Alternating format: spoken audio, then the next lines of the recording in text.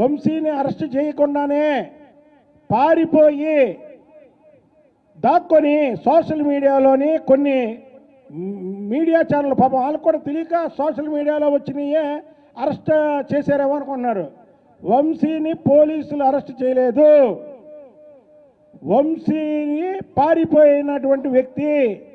వంశీ అధికారం ఉన్నప్పుడు ఈ కాందాదా పిచ్చి పిచ్చి కోతలు కూసి ఇవాళ అధికారం పోగానే ఎలా పారిపోయాడో ప్రజలకు వివరించాలి నేను. అందుకే మీకు చెప్పేది, తెలుగుదేశం పార్టీ చూడు, జగన్మోహన్ రెడ్డి నువ్వు భలే వాళ్ళు నమ్ముకున్నావు. ఈ కొడాలి నాని, వంశీ, పేరు నాని నిన్న వంశీ అనుచరులను అరెస్ట్ చేస్తే వెళ్ళి పలకరింపు అంట గన్నవరం. దీంట్లో ఏదో వీళ్ళేదో స్వాతంత్ర సమరయోధుల్లాగా ఇతను వెళ్ళి వాళ్ళు పలకరిస్తున్నాడు.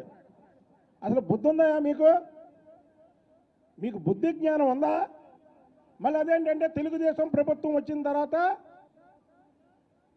ఈ దాడులు ఎక్కువైనాయి, ఇలా అరెస్టులు ఎక్కువైనాయి అన్నాడు.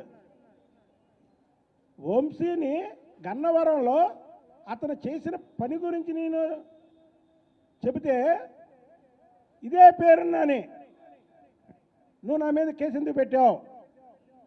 నేను అవాలే చెప్పా, బిల్డప్ ఎక్కువ విషయం తక్కువ అని. వంశీ అనేవాడికి బిల్డప్ ఎక్కువ. 4-5 కార్లు ఏ సినిమాలో లాగా